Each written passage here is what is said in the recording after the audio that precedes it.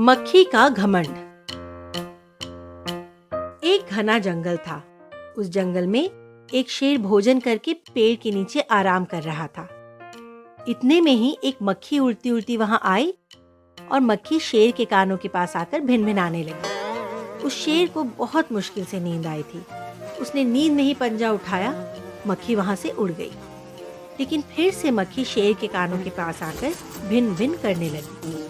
अब शेर को गुस्सा आया। वो बोला, अरे मूर्ख मक्खी, दूर हट जा, नहीं तो तुझे अभी जान से मार दूंगा। मक्खी धीरे से बोली, छी छी, जंगल के राजा के मुंह से ये बातें अच्छी नहीं लगती। शेर ने कहा, एक तो तू मुझे सोने नहीं देती और दूसरा मुझे जवाब देती है। चुप हो जा वरना। मक्खी बोली, वरना क्या? मैं तुमसे डरती नहीं हूँ, मैं तो तुमसे लड़ भी सकती हूँ। हिम्मत है तो आओ।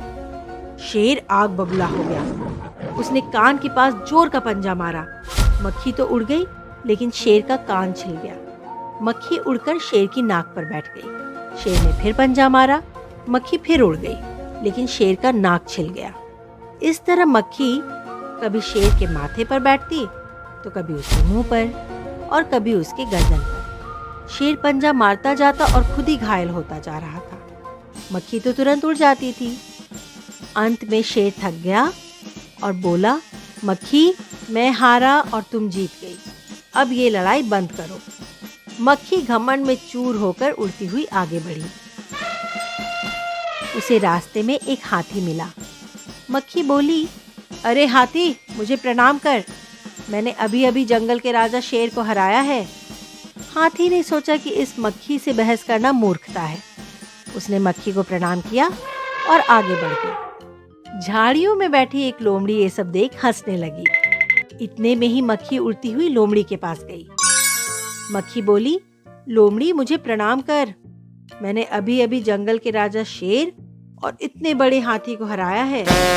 लोमड़ी ने मक्खी को प्रणाम किया और कहा, मक्खी, तुम धन्य हो। तुमने शेर और हाथी को हराया है। इस जंगल में तुम सभी को हरा सकती हो। लेकिन वो मकड़ी को देखो, वो अभी तुम्हें भला बुरा कह रही थी।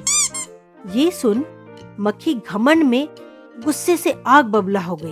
वो बोली, मैं इस मकड़ी को चुटकी में सबक सिखाती हूँ। ये कहते मक्खी मकड़ी की तरफ बढ़ी और जैसे ही वह मकड़ी पर झपटी, उसके जाल में उलझ गई। अब तो बस वह मकड़ी के जाल में उलझकर रह गई। उसे समझ आ गया कि उसे घमंड नहीं करना चाहिए था। तो बच्चों, इस कहानी से हमें ये शिक्षा मिलती है कि हमें कभी अपने ऊपर घमंड नहीं करना चाहिए।